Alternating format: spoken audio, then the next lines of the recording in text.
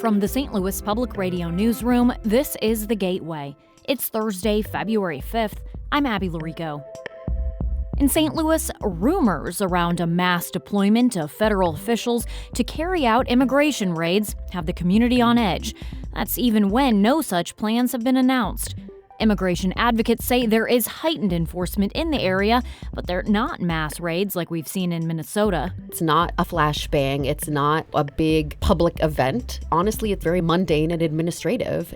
St. Louis Public Radio's Brian Munoz takes a closer look at how misinformation and immigration enforcement intersect locally. That story's coming up on The Gateway. An organization that provides support to individuals detained by immigration agents says it is in favor of St. Louis's proposed ban on detention facilities that aren't owned by the city. 7th Ward Alderwoman Alicia Saunier plans to introduce legislation Friday that prevents city departments from approving any of those buildings for 5 years. That would include federal immigration detention facilities. Chris DePalma is the president of Abide in Love St. Louis. She says it is possible that taking such a stand could make St. Louis a target for harsher enforcement, but she says she wants local elected officials to be courageous. Local government resources should not be used in ways that create fear of family separation. Kansas City approved its own moratorium late last month after reports the federal government was looking at the city for an immigration detention center. Mayor Kara Spencer says she is unaware of any similar plans for St. Louis. A local nonprofit has been taking groups of public officials on out-of-state trips to visit large data centers. St. Louis Public Radio's Kayvon Mansouri reports on newly obtained emails that reveal details about one of those trips. Greater St. Louis, Inc. arranged a December trip to tour a Google data center in Nebraska. Along for the ride were officials from Ameren, Madison County and Troy, Illinois, and Festus and Jefferson County, Missouri. Developers hope to build data centers in both Troy and Festus. Officials paid for their airfare, but Greater St. Louis, Inc. paid for their hotels and ground transportation. The organization called the trips educational. Troy City Manager Jay Keevan went on the Nebraska trip. I walked away with a little better understanding, but still a lot more questions. A Greater St. Louis, Inc. spokesperson says it has hosted other trips but did not specify where and how many. I'm Kayvon Mansouri, St. Louis Public Radio. Somehow, it's already election season. Early voting begins today in Illinois. Under state law, early voting starts 40 days prior to an election. The primary is March 17th. Early voting locations will open in phases across Madison and St. Clair counties. The county administration buildings in Edwardsville and Belleville will be the first available locations. Mail-in ballots will also be sent out today. Voters can request one, though, until March 12th. Illinoisans will need to decide who will replace retiring U.S. Senator Dick Durbin. 3 prominent Democrats hope to replace him: Rajna Krishnamurthy, Robin Kelly, and Juliana Stratton. 4 Republicans are also competing to take on Governor J.B. Pritzker in November. They include Darren Bailey, Ted Dabrowski, Rick Heidner, and James Mendrick.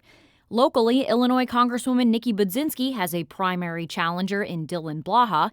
Republicans Jeff Wilson and Joshua Lloyd are competing for the GOP nomination in the district that covers most of the Metro East. St. Louis Public Radio's Will Bauer has been speaking with candidates in Illinois on the Politically Speaking podcast, including today Republican Jeff Wilson, a Champaign County board member who wants to be his party's nominee to flip the U.S. seat currently occupied by Budzinski. As Will reports, Wilson believes his experience as a naval submariner and retired nuclear engineer will bode well for him in the GOP primary. Wilson believes a Republican can win the district that covers Urbana-Champaign to Springfield and most of the Metro East. Currently, Cook Political Report has it rated as a safe seat for Democrats in the midterms, but Wilson says he isn't deterred. It's still winnable because the heart of the issue is really affordability and economics and common sense. And I'm a common sense conservative. I believe in solutions that benefit our society, that benefits us here in Illinois. Wilson is a Trump supporter. His campaign also aims to secure the border, defend law enforcement, and expand nuclear energy to lower utility costs. He faces Joshua Lloyd, who won the nomination in 2024 in the primary. I'm Will Bauer, St. Louis Public Radio. To hear more of that interview, you can find Politically Speaking at stlpr.org or wherever you find podcasts like this one. advocates for the homeless in St. Louis are calling for a permanent shelter on the city's west side. St. Louis Public Radio's Katie Gravich reports. Members of the Wellston Loop Community Development Corporation and the Eco-Socialist Green Party of Eastern Missouri met with homeless residents Wednesday. They said it would take Wellston Loop residents 2 to 3 hours to walk to the nearest city-run warming station. Tiara Adams is the nutritionist for the Community Development Corporation. She lost her housing after the May 16th tornado. She says the corporation's daytime shelter alone cannot meet every homeless resident's needs. This is a show me stay, so let's show something. Let's help these people. Let's show, if no one else is doing it anywhere else, let the show me stay be the first one to show how it's done. A city spokesperson says they have doubled emergency capacity this winter and are providing transportation for those in Wellston Loop. They say they are in conversations with a potential provider about opening a shelter on the city's west side. I'm Katie Gravich, St. Louis Public Radio. We've talked this week about the announcement that Olympic soccer is coming to St. Louis as part of the LA 28 Summer Games. But in the meantime, we have World Cup soccer coming to Missouri this year. And the reigning World Cup champs, captained by perhaps the greatest player in the world, have chosen the Kansas City host site as their base camp for the summer tournament. In a statement, the Argentinian national team called Kansas City ideal because it's centrally located and the delegation will be most comfortable.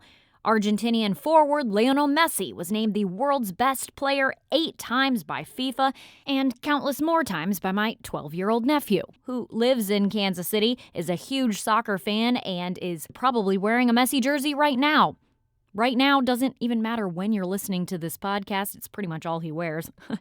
The Argentinian team will train and live in Kansas City for the duration of the month-long event, which includes its June 16th match at Arrowhead against Algeria.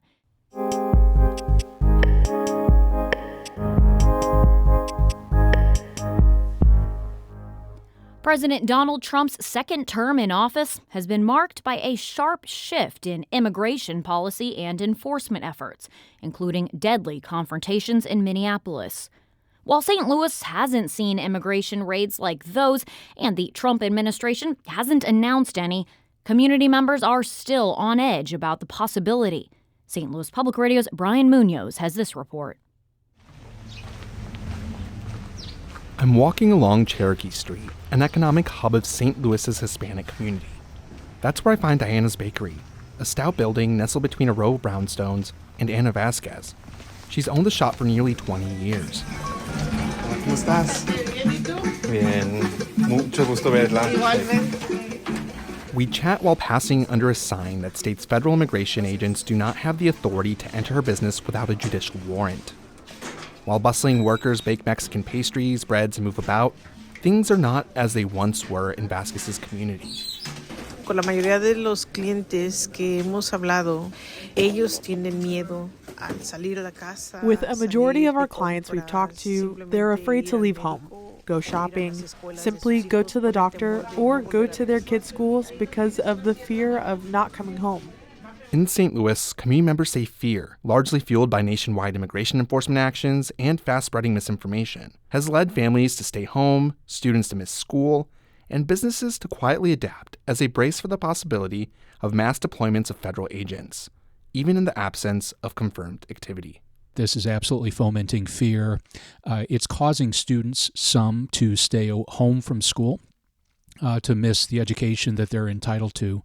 And that's the obstacle, the new obstacle that we've been dealing with. That's Rittner School District Superintendent Chris Kilbride. He says the district has seen a 5% drop in attendance among its Hispanic and English language learner population in January alone. If people think that kids are not getting caught up in this political divisiveness around the country, kids absolutely are.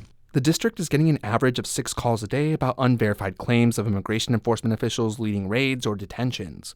Social media isn't helping. On any given day, posts light up with often unverified rumors of federal agent sightings or images of random vehicles perceived to be undercover immigration officials. Emily Stewart is a volunteer with the St. Louis-based Rapid Response Line. The program is made up of a coalition of immigrant support groups that tracks ICE activity and provides support to people without legal status who are detained. Reiterating unconfirmed or unverified sightings, It instills a level of fear in the community that is both traumatizing and redirects them from what the actual potential risk is. Stewart explains that the majority of people in federal detention are there largely through interactions with their local police departments, even if they don't have a formal agreement with ICE, and not like the big raids you may see in Minneapolis or suburban Chicago. We encourage the community to remain vigilant and to continue to keep their eyes out in support of the safety of their neighbors, but also understanding that a lot of this is happening through established channels the way it's always happened. And it's not a flashbang. It's not a big public event. Honestly, it's very mundane and administrative. We reached out to ICE for comment, but did not immediately hear back. St. Louis's rapid response volunteers say the uptick in misinformation has only grown since the killings of Minnesota residents Renee Nicole Good and Alex Preddy by federal immigration agents last month. Say it once, say it twice, we will not put up with ICE. Frozen breaths rise in the cold air at the park outside Union Station as protesters gather on the anniversary of Donald Trump's second inauguration. Jennifer DeGraff is from Glen Carbon. She's holding a sign that says Justice for Renee Nicole Good. We never thought it would happen here. It's here. And we have to take action. And it's just, it's not going to stop. It starts in Minneapolis. Where is it going to stop? Protesters here say while the future's unknown, this is a small way they can show solidarity with their neighbors who continue to live in fear. I'm Brian Munoz, St. Louis Public Radio. St. Louis Public Radio's education reporter Hiba Ahmed contributed to this story. It was edited by our Jessica Rogan. The Gateway is a production of St. Louis Public Radio, a listener-supported service of the University of Missouri-St. Louis. Music by Ryan McNeely of Adult Fur. I'm Abby Larico, and from the St. Louis Public Radio newsroom, thanks for listening to The Gateway.